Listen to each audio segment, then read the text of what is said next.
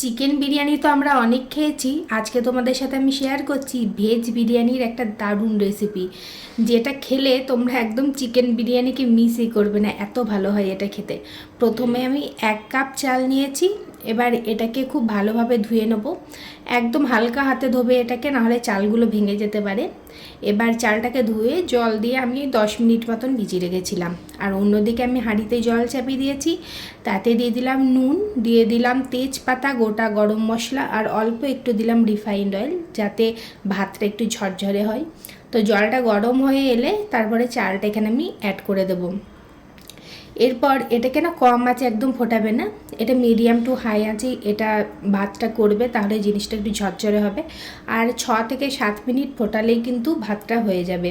খুব বেশি সেদ্ধ করলে তখন আবার একটুখানি মানে বিরিয়ানিটা আর কি ঝরঝরে হবে না, একটু ওই মাখা মাখা টাইপের হয়ে যায়।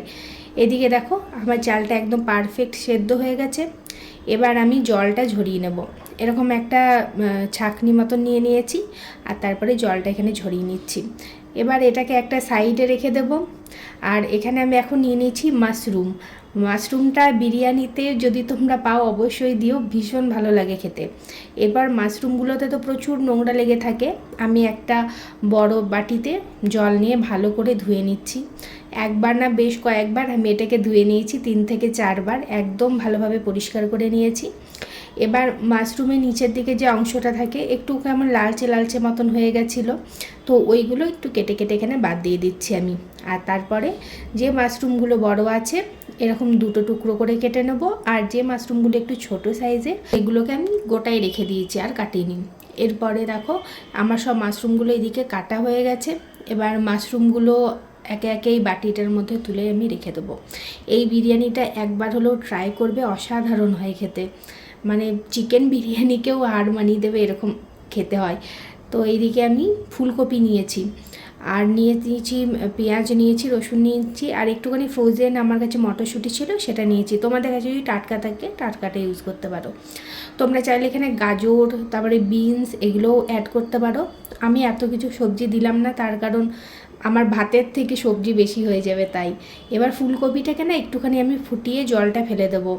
তাহলে কি হয়, যে ফুলকপিটা মধ্যে যে পোকামাকড় থাকে সেইগুলো মরে যায়, একদম ফ্রেশভাবে জিনিসটা ধোয়া হয়ে যায়। এরপরে আমি বেরেস্তার জন্য এদিকে পেঁয়াজগুলোকে সরু সরু মতন করে কেটে নিচ্ছি। খুব পাতলা করিনি, খুব মোটাও করিনি, নর্মাল এমনি সরু সরু করে কেটে নিয়েছি। তেলটা এদিকে গরম করে নিয়েছি, সর্ষের তেল দিয়েছি। এবার একে একে পেঁয়াজ কুচিগুলো এখানে দিয়ে দিলাম। আর বেরেস্তার পেঁয়াজ একদম লো আঁচে ভাজবে না, মিডিয়াম টু হাইয়ে ভাজবে, তাহলে খুব ভালো হবে জিনিসটা।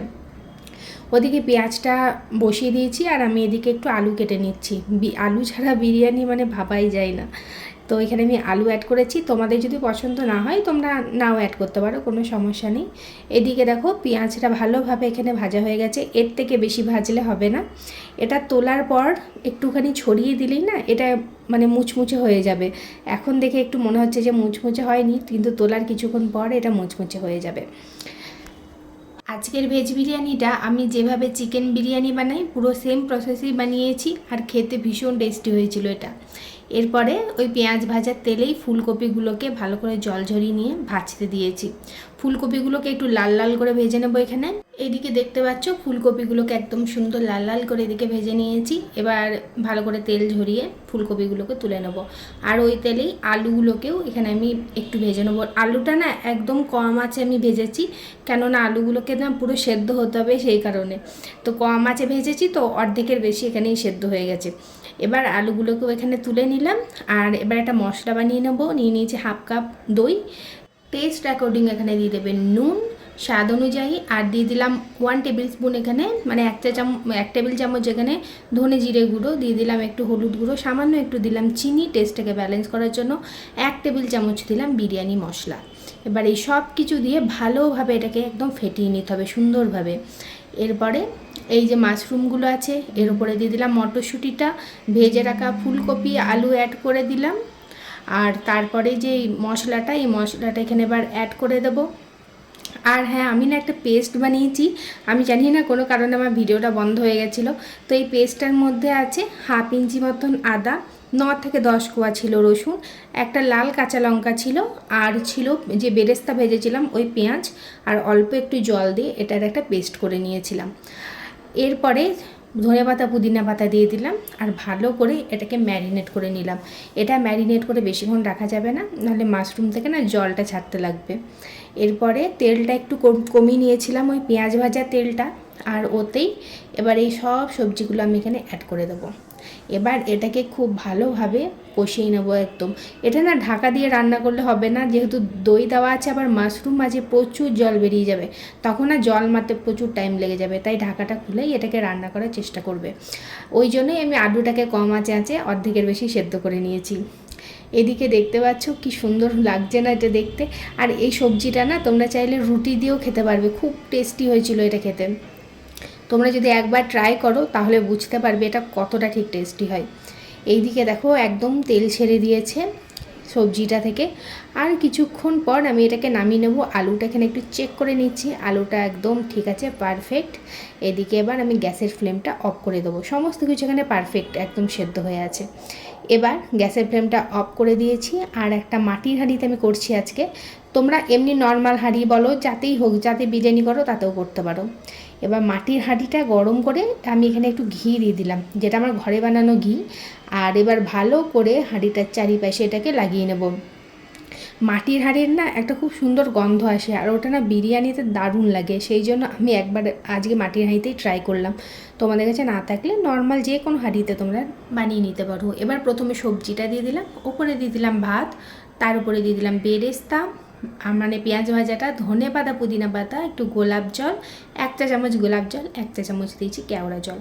তারপরে আবার সবজিটা দিলাম, আবার তার উপরে দিয়ে দিচ্ছি ভাত, আর তারপরে আবারও দিয়ে দেবো বেরেস্তা, আর দিয়ে দেবো পুদিনা পাতা, ধনে পাতা, দিয়ে দেবো সাথে গোলাপ জল, কেওড়া জল, আর দিয়ে দেবো অল্প একটুখানি ঘি এখানে ওপরে, তাহলে গন্ধটা খুব সুন্দর আসে। এবার ঢাকাটা লাগিয়ে দিয়েছি, আর আগের থেকে তাওয়াটাকে আমি গরম করে নিয়েছি, দম দেবো এটাকে। এবার মুখটা না ভালো করে আটা দিয়ে এখানে লাগিয়ে নিচ্ছি, যাতে ভেতরের যে ভাবটা সেটা যেন বাইরে বেরিয়ে না আসে। আর মাটির হাঁড়ি জানো তো, ভেতরের ভাবটা না অনেকক্ষণ থাকে, মানে ভেতরে নিজে নিজেই রান্না হতে থাকে। আমি না এটাকে 20 মিনিট রেখে দিয়েছিলাম তাওয়ার উপরে চাপিয়ে, মাঝারি আঁচে রেখেছিলাম আমি এটাকে।